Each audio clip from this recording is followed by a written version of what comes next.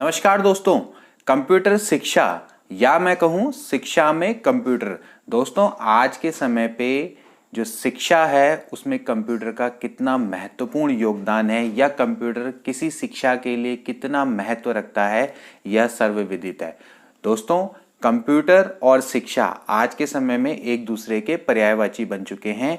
Computer शिक्षा जितनी महत्वपूर्ण है, शिक्षा में कंप्यूटर का प्रयोग भी उतना ही महत्वपूर्ण है। तो दोस्तों आज का हमारा टॉपिक है कंप्यूटर शिक्षा या हम कह सकते हैं शिक्षा में कंप्यूटर। तो चलिए वीडियो को स्टार्ट करते हैं। दोस्तों आधुनिक युग की महत्वपूर्ण देन है कंप्यूटर। वर्तमान युग कंप्यूटर का युग कहा जाता है। इसका उपयोग अधिक व्यापक है। कंप्यूटर के उपयोग ने मानव जीवन को अधिक तीव्र तथा शुद्ध बना दिया है। विश्व का रूप भी इसने बहुत छोटा कर दिया है। कंप्यूटर दोस्तों समय, शक्ति, धन की दृष्टि से बहुत ही मितव्ययी आविष्कार है और इसने मानव की क्षमता में वृद्धि की है। ओके, तो दोस्तों कंप्यूटर के बारे में अगर हमें जानना है तो सबसे पहले उसके हमें अर्थ और परिभाषा को जानना बहुत ही आवश्यक हो जाता है। देखिए दोस्तों, कंप्यूटर जो शब्द है वो लैटिन भाषा का शब्द है जिसका अर्थ होता है गणना करना या फिर हम इसको कह सकते हैं गिनती करना। ओके दोस्तों, कंप्यूटर का आविष्कार चार्ल्स बेबेज ने किया था। बड़ा इंपॉर्टेंट है। 1946 से देखा जाए तो आज तक कंप्यूटर के विकास की प्रक्रिया लगातार चली आ रही है। ओके दोस्तों, जो कंप्यूटर है उसको हम विद्युत मस्तिष्क भी कह सकते हैं। ओके, यानी कि इसको एक मस्तिष्क की संज्ञा दी गई है। किस टाइप का मस्तिष्क है? विद्युत मस्तिष्क है। ठीक है ना।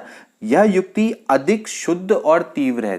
ध्यान रहे कि ये ऐसी युक्ति है कि जो बहुत शुद्ध है और तीव्र है। ओके, तो इसमें प्रदत्तों एवं सूचनाओं, प्रदत्तों का मतलब होता है दोस्तों आंकड़े और सूचनाओं का भंडारण किया जाता है। ओके, तो इनका विश्लेषण किया जाता है और उसके बाद जो परिणाम आते हैं वो शुद्ध और विश्वसनीय होते हैं। तो इसी आधार पर यहाँ पर एक परिभाषा मैंने दोस्तों लिखी है जो कि बहुत ही सटीक बैठती है कंप्यूटर की। यानी कंप्यूटर एक ऐसी विद्युत युक्ति है जो प्रदत्तों एवं सूचनाओं का भंडारण करती है तथा निर्देशों के अनुसार, यानी जो हम उसमें निर्देश देंगे उसके अनुसार उनका विश्लेषण करके अल्प समय में शुद्ध एवं विश्वसनीय परिणाम प्रस्तुत करती है। तो भैया कंप्यूटर एक ऐसा इलेक्ट्रिक डिवाइस है जो कि आंकड़ों और सूचनाओं का भंडार करता है। यानी उसको आप आंकड़े और जो सूचनाएं हैं यानी डेटा और इंफॉर्मेशन, इसको आप इसमें सेव कर सकते हैं और फिर आप उसको क्या करेंगे, निर्देश देंगे। यानी आप जो भी इनपुट डालेंगे उनका वो विश्लेषण करती है, यानी कि उसको एनालाइज करके बहुत ही कम समय में शुद्ध यानी एक्यूरेट और रिलायबल परिणाम प्रस्तुत करती है। तो ये बड़ी सटीक डेफिनेशन है कंप्यूटर की। ओके दोस्तों, आधुनिक कंप्यूटर के जो पितामह है दोस्तों एलन ट्यूरिंग है। ये काफी इंपॉर्टेंट क्वेश्चन बन सकता है। जो कंप्यूटर के पितामह है वो तो है चार्ल्स बेबेज, लेकिन जो आधुनिक कंप्यूटर के पितामह है दोस्तों वो है एलन ट्यूरिंग। ओके, तो देखा जाए तो तार्किक दृष्टिकोण से किसी भी गणना युक्ति को हम क्या बोलते हैं? कंप्यूटर बोलते हैं। ठीक है ना। तो कंप्यूटर एक ऐसी इलेक्ट्रॉनिक युक्ति है जो किसी भी प्रकार से सभी आंकड़ों को क्या करती है? व्यवस्थित व नियंत्रित करती है। साथ ही दोस्तों उक्त समय में पूर्ण शुद्धता के संग गणना भी कर सकती है। तो कहने का मतलब ये है कि भाई ये आंकड़ों का ऑर्गेनाइजेशन और नियंत्रण भी करती है और साथ में शुद्ध रूप में उनकी गणना भी करती है बहुत ही कम समय में। तो दोस्तों ये है कंप्यूटर। इसके बाद दोस्तों कंप्यूटर का विकास एवं आवश्यकता, किस तरीके से कंप्यूटर का विकास हुआ और इसकी क्या क्या आवश्यकताएं हैं। दोस्तों जैसा कि अभी हमने डिस्कस किया था कि भाई 1946 के बाद से आज तक कंप्यूटर के विकास की प्रक्रिया लगातार चलती आई है। ओके, तो एक्चुअली क्या है कि भाई इलेक्ट्रॉनिक पुर्जों के आधार पर कंप्यूटर के विकास को 5 पीढ़ियों में बांटा गया है। ओके, यानी कि जो उसमें आपके इलेक्ट्रॉनिक पुर्जे लगते थे, जो आपके इलेक्ट्रिक डिवाइस उसमें लगते थे कंप्यूटर में, उसके आधार पे कंप्यूटर को 5 पीढ़ियों में बांटा गया। कहने का मतलब है दोस्तों कि पहले के जो सबसे पहला कंप्यूटर जो बना था वो काफी भीमकाय कंप्यूटर होता था। वो एक कमरे के बराबर पूरी जगह ले लेता था। तो उसके बाद क्या हुआ कि धीरे धीरे जैसे कि आपकी मैग्नेटिक टेप आई, उसके बाद फिर आपकी क्या कहते हैं फिर चिप आई, और फिर चिप के बाद माइक्रो प्रोसेसर आए। तो उसके बाद क्या हुआ कि भाई धीरे धीरे धीरे जो कंप्यूटर का आकार है वो घटने लगा। तो कहने का मतलब है कि जो पहले के कंप्यूटर थे वो काफ़ी बड़े होते थे पुर्जों के आधार पर, उसके बाद धीरे धीरे आपके जो कंप्यूटर का आकार है वो छोटा होता चला गया और उतना ही वो कंप्यूटर क्या हुआ, शक्तिशाली होता चला गया। ठीक है ना। तो उस आधार पर जो कंप्यूटर है उसको 5 पीढ़ियों में बांटा गया है और धीरे धीरे क्या हुआ, कंप्यूटर का विकास होता चला गया। ओके, इसके बाद देखिए दोस्तों कंप्यूटर की आवश्यकता। देखिए दोस्तों, शिक्षा में कंप्यूटर के अनेक प्रकार के लाभ होते हैं। वर्तमान में शिक्षण कार्य को रोचक व प्रभावशाली बनाने के लिए कंप्यूटर का बहुत ही महत्वपूर्ण रोल होता है। दोस्तों, कंप्यूटर व इंटरनेट के चलते ही जो आज बालक हैं वो घर बैठे शिक्षा प्राप्त कर सकते हैं, और कंप्यूटर इंटरनेट टेक्नोलॉजी के बढ़ जाने के कारण जितने भी आपके स्कूल और कॉलेजेस हैं उसमें कंप्यूटर आसानी से उपलब्ध हैं। ओके, तो इसके चलते ही दोस्तों स्मार्ट क्लासेस हैं उनका भी आयोजन आज के ज़माने में हो रहा है। ओके, तो दोस्तों जो कंप्यूटर है हम कह सकते हैं एक अत्यंत ही महत्वपूर्ण शिक्षण तथा अनुदेशन का माध्यम है। ओके, और दूरवर्ती शिक्षा में इसका प्रयोग हम कह सकते हैं विशेष स्थान है। जैसा कि मैंने अभी डिस्कस किया कि भाई जो हम स्मार्ट क्लासेस चला रहे हैं इस समय पे आप भी जो शिक्षा ले रहे हैं वो दूरवर्ती शिक्षा ले रहे हैं। ओके, तो दूरवर्ती शिक्षा में इसका बहुत ही इम्पॉर्टेंट हम कह सकते हैं रोल है। ओके, इसके अलावा देखिए यहाँ पर मैंने लिखा हुआ है कि भाई स्मार्ट क्लासेस ऑनलाइन क्लासेस में भी इसकी आवश्यकता, कितनी इसकी आवश्यकता है हम इसको देख सकते हैं। इसके अलावा देखिए दोस्तों इसके बहुत लाभ हैं। देखिए हम कंप्यूटर के द्वारा छात्रों के व्यवहार का भी विश्लेषण कर सकते हैं। ओके, और उसमें हम सुरक्षित रूप में प्रतिक्रिया भी व्यक्त कर सकते हैं। इसके अलावा देखिए दोस्तों सूचनाएं विशाल स्तर पे इसमें एकत्रित कर सकते हैं और अधिगम सामग्री को भी विशाल स्तर पे व्यवस्थित कर सकते हैं। कहने का मतलब है कि आज के ज़माने में दोस्तों आप कितनी सारी जो इन्फॉर्मेशंस हैं उसको आप विशाल स्तर पे कंप्यूटर में एकत्रित कर सकते हैं। जैसे कि आप पीडीएफ फाइल्स हैं या आप सपोज करो कोई बुक्स हैं या कई सारी जो चीज़ें हैं आप उनको क्या कर सकते हैं आसानी से अपने कंप्यूटर में आप उसको एकत्रित कर सकते हैं और उनको ऑर्गेनाइज भी कर सकते हैं, और जब आपको मन करे आप उनको पढ़ भी सकते हैं। ओके, तो ये बड़ा इम्पॉर्टेंट है हम कह सकते हैं कंप्यूटर का विकास एवं आवश्यकता। ओके दोस्तों, कंप्यूटर का वर्गीकरण। देखिए दोस्तों तकनीक के आधार पर कंप्यूटर को दो तरह के कंप्यूटर में वर्गीकृत किया जा सकता है। जैसे पहले होते हैं एनालॉग कंप्यूटर और दूसरे होते हैं डिजिटल कंप्यूटर। ओके, तो दोस्तों सबसे पहले डिस्कस करते हैं एनालॉग कंप्यूटर के बारे में। दोस्तों एक्चुअली एनालॉग कंप्यूटर वो कंप्यूटर होते हैं जिसमें किसी, देखिए कोई आपकी भौतिक क्रिया है उसका प्रारूप बनाकर अगर उस क्रिया को निरंतर सुचारू रूप से जारी रखना है तो उसके लिए एनालॉग कंप्यूटर का प्रयोग किया जाता है। ओके, वैसे दोस्तों इसका जो प्रयोग होता है वो औद्योगिक प्रयोगशाला में होता है। जैसे कोई आपको वैज्ञानिक या फिर आपकी कोई अभियांत्रिकी लाइक इंजीनियरिंग कोई आपके उद्देश्य या एम है तो उनके लिए क्या किया जाता है, एनालॉग कंप्यूटर का प्रयोग किया जाता है। ओके, जैसे सपोज करो कोई आपका कोई औद्योगिक प्रयोगशाला में जैसे कोई मशीन है वो काम कर रही है तो उसका क्या होगा, एक पैटर्न होगा, तो उस पैटर्न पे उस कंप्यूटर को सेट कर दिया जाएगा तो वो जो निरंतर वो जो क्रिया है यानी भौतिक क्रिया है वो लगातार ये कंप्यूटर चलाता रहेगा। तो इसका एनालॉग कंप्यूटर इस तरीके से औद्योगिक प्रयोगशाला में प्रयोग में आता है। ओके, इसके बाद देखिए दोस्तों जो अगले कंप्यूटर आते हैं वो आते हैं डिजिटल कंप्यूटर। देखिए डिजिटल कंप्यूटर का प्रयोग बहुत इंपॉर्टेंट है। आज के ज़माने में सबसे ज़्यादा जो कंप्यूटर चलते हैं वो डिजिटल कंप्यूटर ही चलते हैं। तो अंकगणितीय गणनाओं के लिए ज़्यादातर क्या होता है, डिजिटल कंप्यूटर का प्रयोग होता है। ठीक है ना। तो विश्व के कोने कोने में दोस्तों आज के समय पे हम कह सकते हैं कि भाई डिजिटल कंप्यूटर छाए हुए हैं। अब डिजिटल कंप्यूटर को भी हमने 4 पार्ट में हम इसको कैटेगराइज कर सकते हैं। देखिए सबसे पहले आते हैं सुपर कंप्यूटर। सुपर कंप्यूटर जो आज के समय पे सबसे इम्पॉर्टेंट और सबसे महंगे और सबसे कार्य क्षमता के आधार पे सबसे जो दक्ष कंप्यूटर होते हैं वो आपके क्या होते हैं, सुपर कंप्यूटर होते हैं। इसके बाद आते हैं मेन फ्रेम कंप्यूटर, फिर आते हैं मिनी कंप्यूटर और अगले आते हैं माइक्रो कंप्यूटर। ओके, तो जो चारों प्रकार के जो कंप्यूटर हैं उनके कार्य और क्षेत्र अलग अलग हैं।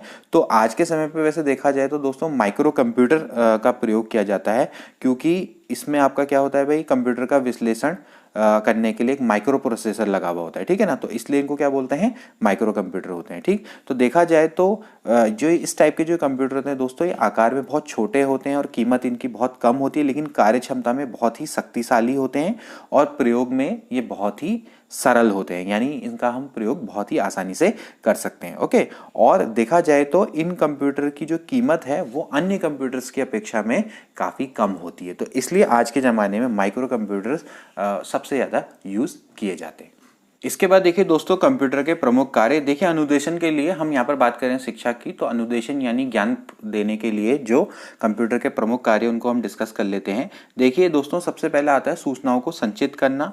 सूचनाओं को संचित करना, उनको ऑर्गेनाइज करना, ये आपका क्या है कंप्यूटर का सबसे प्रमुख कार्य है। देखिए दोस्तों चुंबकीय टेप या हम कह सकते हैं टेप पर सूचनाओं को ये संचित करता है, तो ये इसके प्रमुख कार्यक्रम में आता है या प्रमुख कार्य के अंतर्गत आता है। ओके, इसके बाद देखिए दोस्तों कार्यक्रमित अनुदेशों को संचित करना, इसका मतलब है कि जो आपके प्रोग्राम इंस्ट्रक्शन होते हैं उनको भी ये क्या काम करता है, संचित करता है। ओके, इसके बाद देखिए जो जितनी भी संचित सूचनाएं हैं में से अपेक्षित प्रदत्तों का चयन, इसका मतलब है कि जितनी भी आपके पास जो सूचनाएं, आपके पास जो संचित सूचनाएं रहती हैं उसमें से जो आपको आंकड़ा चाहिए उसका भी ये क्या कर सकता है, चयन कर सकता है। और इसके अलावा देखिए अगला होता है सूचनाओं का बाह्य संप्रेषण, यानी कि सूचनाओं को ये बाह्य भी संप्रेषण यानी उनको भेज सकता है। किसकी हेल्प से, प्रिंटर हो सकता है या फिर इंटरनेट की मदद से भी क्या कर सकता है, सूचनाओं का संप्रेषण कर सकता है। तो ये है कंप्यूटर के दोस्तों प्रमुख कार्य। ओके, तो जो कंप्यूटर की जो क्षमताएं हैं ये प्रभावशाली हम कह सकते हैं अनुदेशनात्मक प्रणाली की आवश्यकताओं की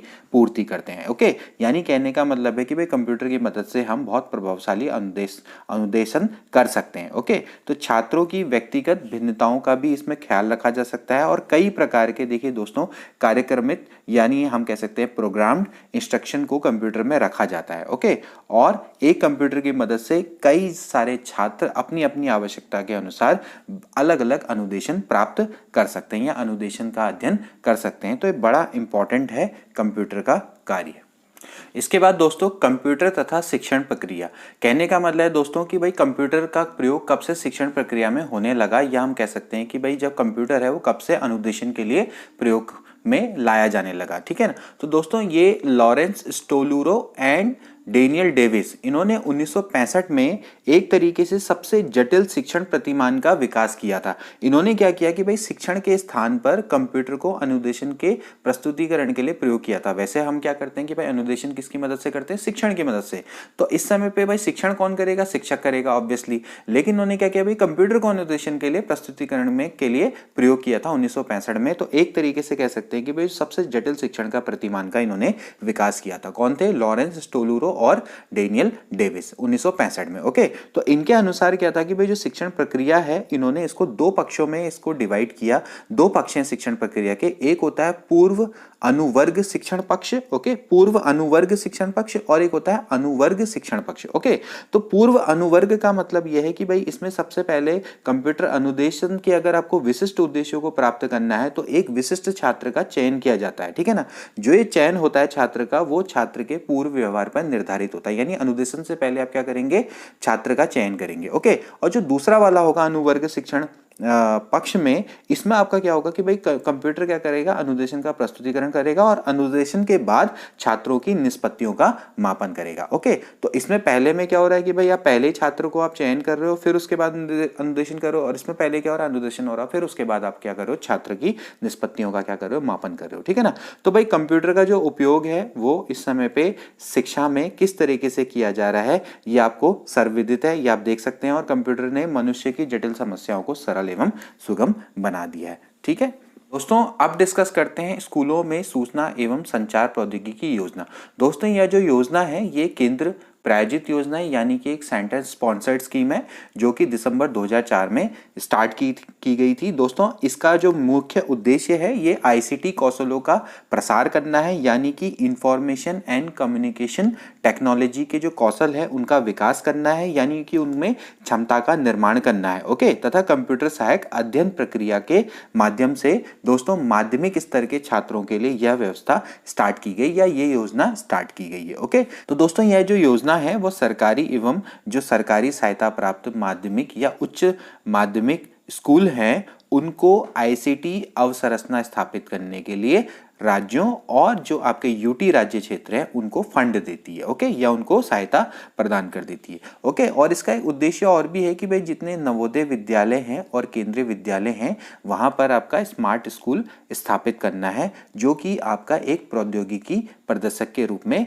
काम करेंगे, ठीक है ना। और जो इनके पड़ोसी स्कूल हैं उन छात्रों में भी आईसीटी कौशल का प्रसार करेंगे, क्योंकि देखिए आप जानते हैं कि भाई नवोदय विद्यालय और केंद्रीय विद्यालय भारत सरकार की प्रमुख संस्थाएं हैं। तो इनमें अगर आप स्मार्ट स्कूल को स्थापित करेंगे तो उससे क्या होगा कि भाई जो पड़ोसी स्कूल हैं पर भी क्या होंगे, आईसीटी कौशल के प्रसार में ये लोग एक प्रौद्योगिकी प्रदर्शक की भूमिका निभाएंगे। तो यह है दोस्तों स्कूलों में सूचना एवं संचार प्रौद्योगिकी योजना। कब स्टार्ट हुई थी इस चीज को ध्यान में रखना है, 2004 दिसंबर से, और केंद्र प्रायोजित योजना है और माध्यमिक स्तर के छात्रों के लिए शुरू की गई।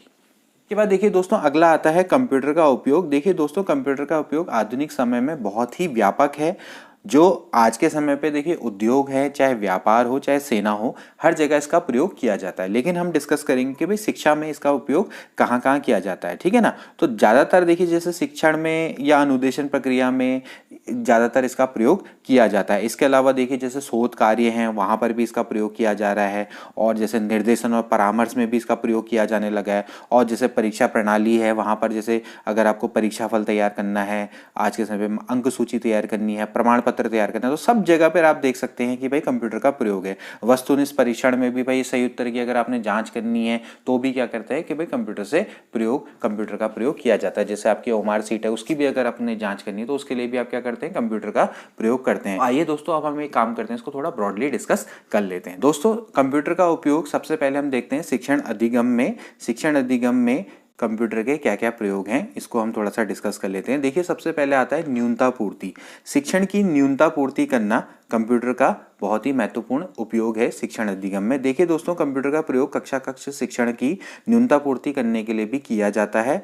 और इसका जो प्रयोग है खासकर जैसे सपोज करो कोई छात्र है, उनको कोई कॉन्सेप्ट समझ में नहीं आ रहा, तो वहां पर इसका प्रयोग किया जाता है। ओके, तो इससे क्या होता है भाई छात्रों को सहायता मिलती है। तो न्यूनता पूर्ति का मतलब ही यही कि कोई कॉन्सेप्ट अगर छात्रों को समझ नहीं आ रहा तो उसको कंप्यूटर की मदद से उसको समझाया जाएगा। ओके, इसके बाद आता है दोस्तों छात्रों का वर्गीकरण। देखिए छात्र हैं उनको उनकी योग्यताओं के आधार पर या उनकी अभिवृत्ति या जो भी उनकी रुझान है, रुचियां हैं या उनकी उपलब्धि हैं, उसके अनुसार पे हम क्या करते हैं, हम उनका क्या करते हैं, वर्गीकरण करते हैं। तो इन वर्गीकरण के लिए भी हम क्या करते हैं, कंप्यूटर का प्रयोग करते हैं। ओके, इसके बाद देखिए समय सारणी तैयार करना। भाई कंप्यूटर का प्रयोग समय सारणी तैयार करने के लिए किया जाता है, ठीक है ना। अब आप जैसे अगर आप रिटर्न में अगर आप समय सारणी को अगर आप तैयार करेंगे तो उसमें बहुत समय लग जाता है ना। लेकिन कंप्यूटर में क्या होता है कि भाई समय की काफ़ी बचत हो जाती है और उसमें आसानी से आप क्या कर सकते हैं, कोई परिवर्तन भी करना है तो उसको आप बहुत ईजिली कर सकते हैं। ओके, इसके बाद आता है दोस्तों अधिगम संसाधनों का आवंटन। भाई देखो अगर सपोज करो छात्रों को उनकी आवश्यकताओं के अनुसार आप क्या कर सकते हो, अधिगम संसाधन और सामग्री का आवंटन करने के लिए भी आप क्या कर सकते हैं, कंप्यूटर का प्रयोग कर सकते हैं। ओके, इसके बाद प्रगति अभिलेखों का रखरखाव। कहने का मतलब ये है कि जैसे आपका जो प्रोग्रेस कार्ड होता है तो उसका आप क्या कर सकते हो, बहुत बड़ी कुशलता और गोपनीयता से आप क्या कर सकते हो, उसका रखरखाव कर सकते हैं और उसका संरक्षण भी कर सकते हैं। किनकी मदद से, कंप्यूटर की मदद से। ओके, पहले के ज़माने में क्या होता था कि आपको डॉक्यूमेंट्स रखने पड़ते थे ना, तो वो आप क्या कर सकते हो, आप आसानी से कंप्यूटर में उसको रख सकते हो। इसके बाद अगला आता है आसान पहुंच। देखिए जैसे सपोज करो अब आपको कोई चीज़ अगर आपने ढूंढनी है, ठीक है ना, तो आप आसानी से क्या कर सकते हैं, कंप्यूटर में एक इंस्ट्रक्शन देके या निर्देशन देके आप आसानी से उसको क्या कर सकते हैं, फाइल को प्राप्त कर सकते हैं। ओके, तो भाई जैसे अगर आप सपोज करो कोई भी आपने कोई फाइल है या मिसिंग कोई भी आपकी फाइल है रिलेटेड टू शिक्षण अधिगम, तो आप उसको आसानी से क्या कर सकते हैं, पहुंच सकते हैं। ठीक है, इसके बाद देखिए दोस्तों, इसके बाद आता है ट्यूटोरियल, यानी शिक्षण अधिगम में भाई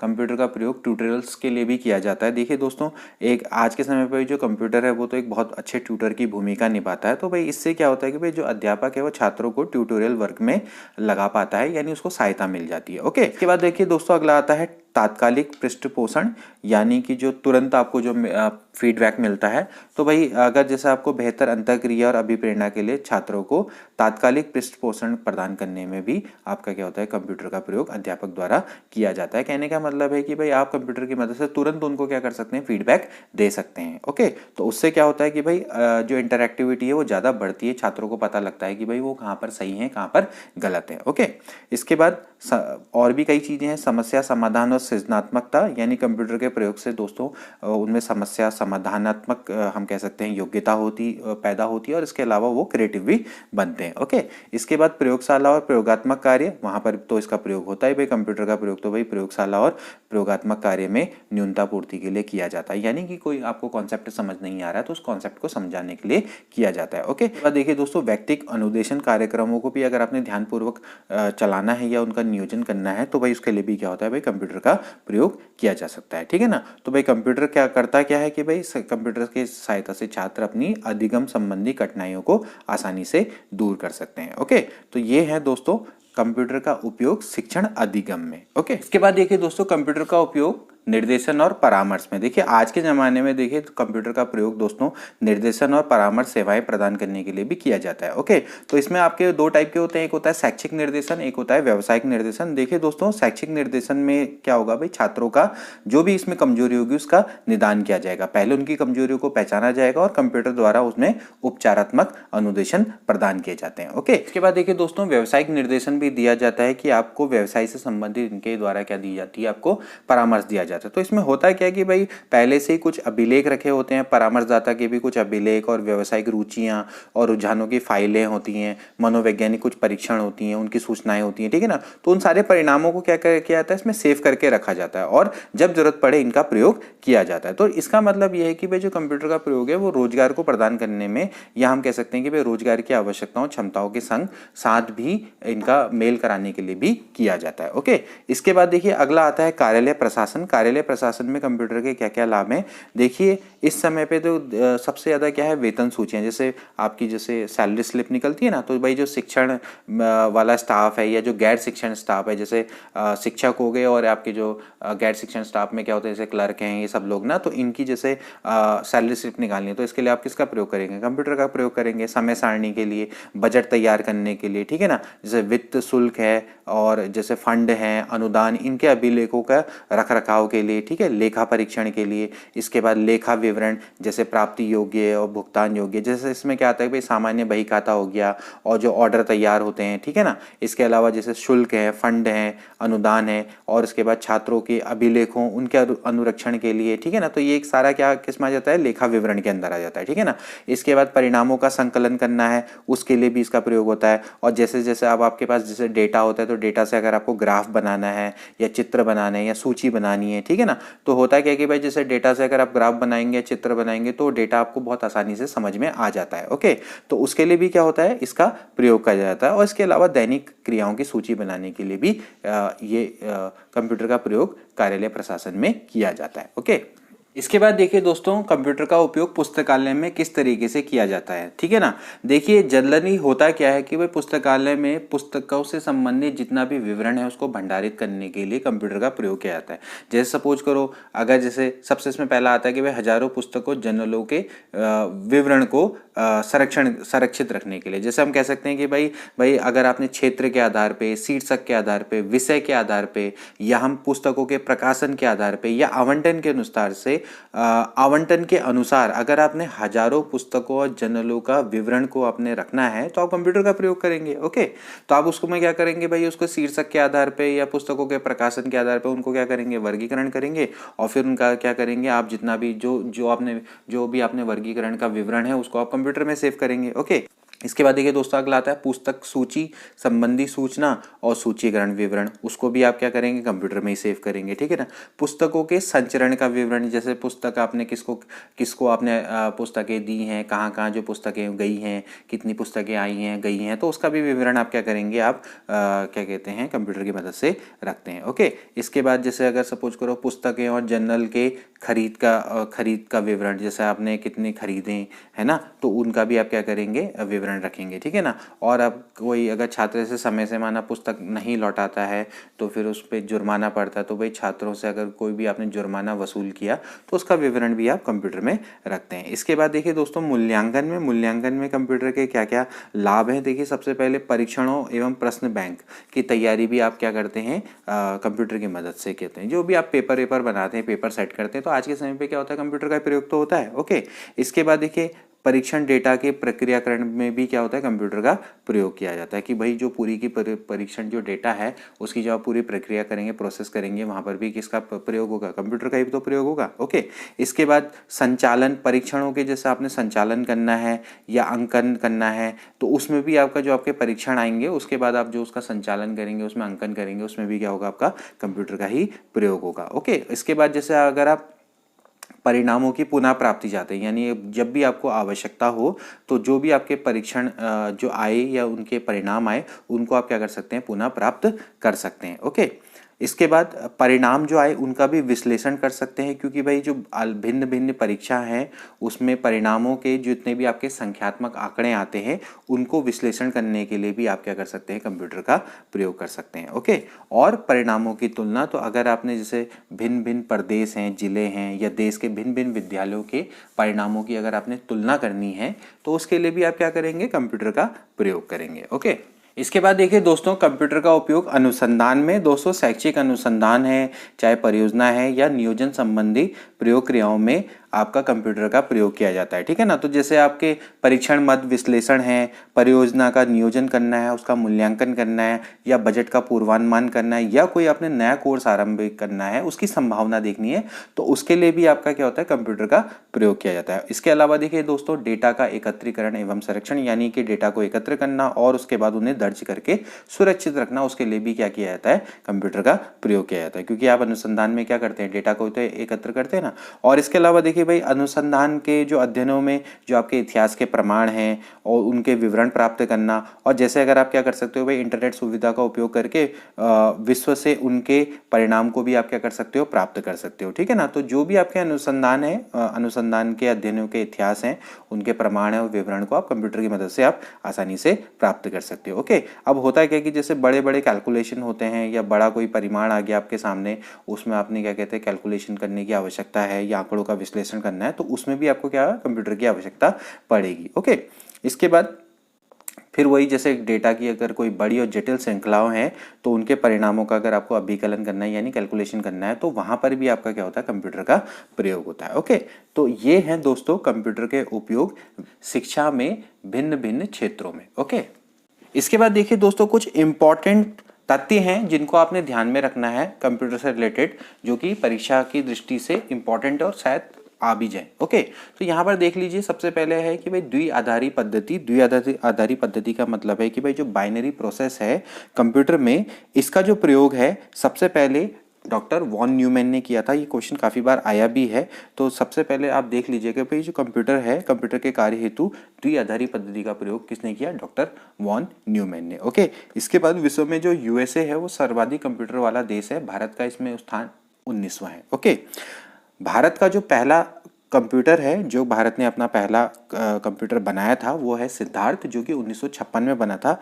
इसको इलेक्ट्रॉनिक कॉर्पोरेशन ऑफ इंडिया द्वारा बनाया गया था। ठीक है ना, भारत में जो प्रथम कंप्यूटर आरक्षण पद्धति थी वो न्यू दिल्ली में लागू की गई थी। ओके, कंप्यूटर साक्षरता दिवस 2 दिसंबर को मनाया जाता है। ओके, जो चार्ल्स बेबेज थे, उन्होंने दशमलव के 20 स्थान तक गणना करने वाला एक, हम कह सकते हैं, एक डिवाइस बनाया था, जिसको कि जो कि आज के समय पे भाई कंप्यूटर का आधार है, जिसको डिफरेंस इंजन के नाम से जाना जाता है। तो जो डिफरेंस इंजन है वो चार्ल्स बेबेज की ने ही बनाया था। देखिए, इसमें हम दशमलव के 20 स्थान तक गणना कर सकते हैं। ओके, तो बड़ा इंपॉर्टेंट ये फैक्ट है। ओके, तो इसको हम क्या बोलते हैं, डिफरेंस इंजन बोलते हैं। ओके, इसके बाद देखिए 16 अगस्त 1986 में जो बेंगलुरु का जो प्रधान डाकघर था, उसमें देश का पहला कंप्यूटर लगाया गया। ओके, तो मतलब कहने का मतलब है कि भाई जो कंप्यूटर को लगाया गया वो आपके कह सकते हैं कि भाई बेंगलुरु के जो डाकघर है वहां पर 16 अगस्त 1986 को लगाया गया। ठीक है ना, इसके बाद देखिए जो प्रथम घरेलू कंप्यूटर है उसका नाम है कॉमोडोर VIC-20। ओके, जो भारत का पहला घरेलू कंप्यूटर है। ओके, इसको मतलब है कि जो इसको हम घर में भी आसानी से यूज़ कर सकते थे। ओके, इसके बाद देखिए जो कंप्यूटर पे जो पहली पत्रिका निकली थी उसका नाम है computer and automation. Computer and automation computer की पहली पत्रिका है। ओके, इसके बाद देखिए और भी कुछ इंपॉर्टेंट है। देखिए, जैसे सबसे पहले वर्ष 1920 में इनका नाम है सिडनी एल प्रेसी। सिडनी एल प्रेसी ने भाई ऐसी शिक्षण मशीन का निर्माण किया था जिसके द्वारा छात्रों के सामने प्रश्नों की श्रृंखला प्रस्तुत की जा सकती थी, यानी एक तरीके से हम कह सकते हैं भाई अभिक्रमित अनुदेशन की स्टार्टिंग। ओके, तो आपके जो बच्चे हैं, बच्चों के सामने लगातार प्रश्न आते जाते थे और वो क्या करते थे, उसका आंसर दे पाते थे, ठीक है ना।